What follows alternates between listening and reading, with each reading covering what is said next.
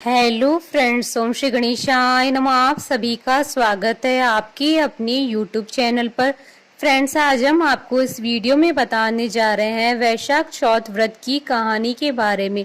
Friends, video शुरू करने से पहले आपसे रिक्वेस्ट है, अगर आप हमारे चैनल पर नए हैं और आपने अभी तक चैनल को सब्सक्राइब नहीं किया है तो प्लीज सब्सक्राइब कीजिएगा हमारे चैनल को, साथ ही प्रेस कीजिएगा बेल आइकन को, जिससे नए वीडियो से रिलेटेड नोटिफिकेशन आपको तुरंत प्राप्त हो सके।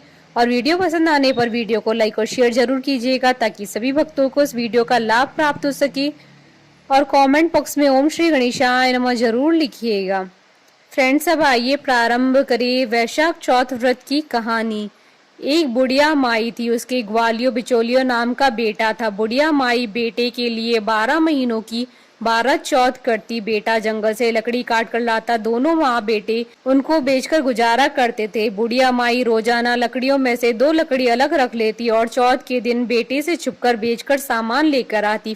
फिर 5 चूरमा के पिंड बनाती, एक बेटे को खिलाती, एक आप खाती, एक चौथ माता को चढ़ाती और वह 2 बांट देती थी। एक चौथ के दिन बेटा अपनी पड़ोसन के घर गया। उसने चूरमे के लड्डू बना रखे थे तो उसने पूछा, आज क्या है जो आपने चूरमा बनाया है? पड़ोसन बोली, मैंने तो आज ही बनाया है, तेरी माँ तो हर चौथ के दिन बनाती है, तुमको आज दिया था क्या?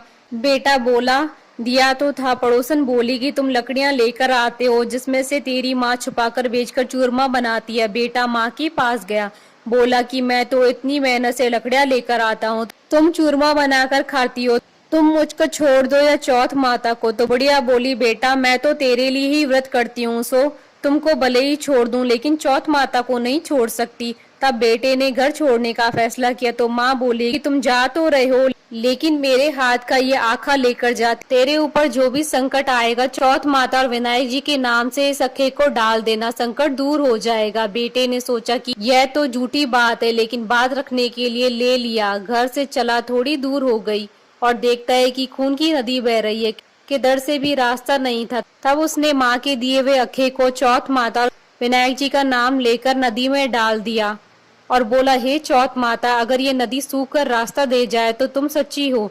इतने में ही नदी सूख कर रास्ता हो जाती है। थोड़े आगे चलने पर तो रात होने लगी और सुनसान जंगल आ गया। तब अखा लेकर बोला, हे चौथ माता, मुझे रास्ता मिल जाए, नहीं तो ये जानवर मुझे खाएंगे। इतने में ही रास्ता मिल गया। आगे एक राजा की नगरी आई। राजा हर महीने एक आदमी की बलि देता था।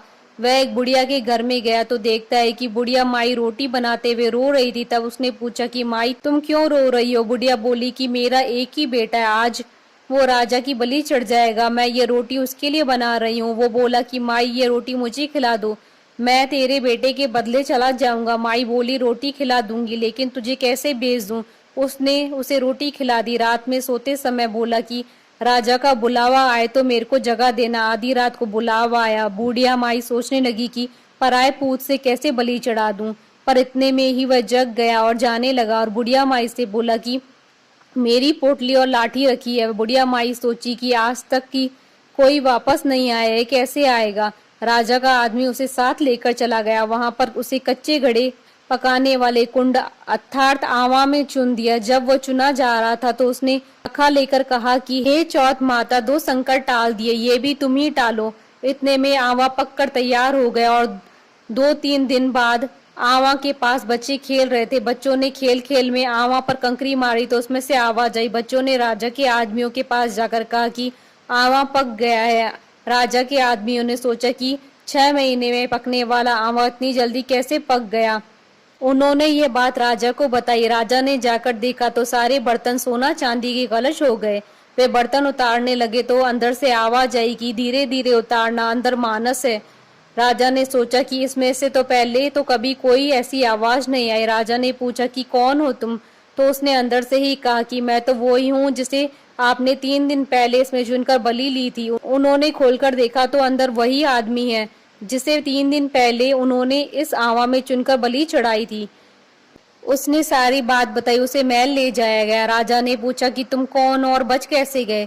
तो उसने कहा कि मेरी माँ चौथ माता का व्रत करती थी, उसी की वजह से बच गया। तब राजा ने कहा कि ये झूठ है, इसकी परीक्षा लेनी होगी। राजा ने 2 घोड़े मंगवाए, एक पर स्वयं चढ़ गया और दूसरे पर उसको चढ़ा दिया।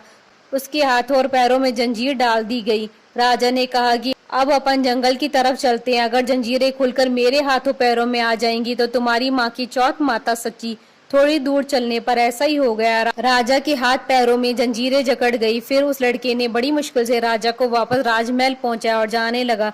तब राजा ने उसे रोकने के आदेश दिए। फिर राजा ने उसे अपनी बेटी के साथ विवाह करने के लिए कहा तो उसने सहर्ष ही स्वीकार कर लिया। राजा ने उसे उसी महल में रहने के लिए अलग से सारे साधन उपलब्ध करवा दिए। वह राजकाज में सहयोग करने लगा। कुछ महीनों बाद उसे घर की याद आई। एक दिन मौसम बहुत खराब हो रखा था, चारों ओर बिजलियां कड़क रही थी। उसे अपनी माँ की याद आई तो उसने अपनी पत्नी से कहा कि आज तो बिजली मेरे गांव की तरफ चमक रही है। तो उसकी पत्नी यानी राजा की बेटी ने कहा कि आपके गांव भी है क्या? तो उसने बताया हाँ। उसने अपनी माँ के बारे में बताया। फिर कहा कि गांव चलेंगे। दूसरे दिन सुबह वे गांव के लिए रवाना हुए तो राजा ने खूब सारा धन देकर उन्हें विदा किया। गांव के समीप पहुंचने पर लोगों को पता चल गया उसकी माँ से बुढ़ापे में लकड़ियां तो कटती नहीं थी, इसलिए गोबर के उपले बनाकर उसे बेचकर जीवन यापन कर रही थी। वह उपले बीन कर ला रही थी तो पड़ोसन ने बताया कि बुढ़िया माई तेरे बेटे बहू आ रहे हैं। तो उसने कहा कि मेरे भाग्य में बेटे बहू कहाँ, एक बेटा था जिसे भी तुमने लगा बुझा के निकाल दिया। तो उसने कहा कि मैं सच बता रही हूँ, विश्वास नहीं हो तो देख लो। बुढ़िया ने छत पर जाकर देखा तो सच में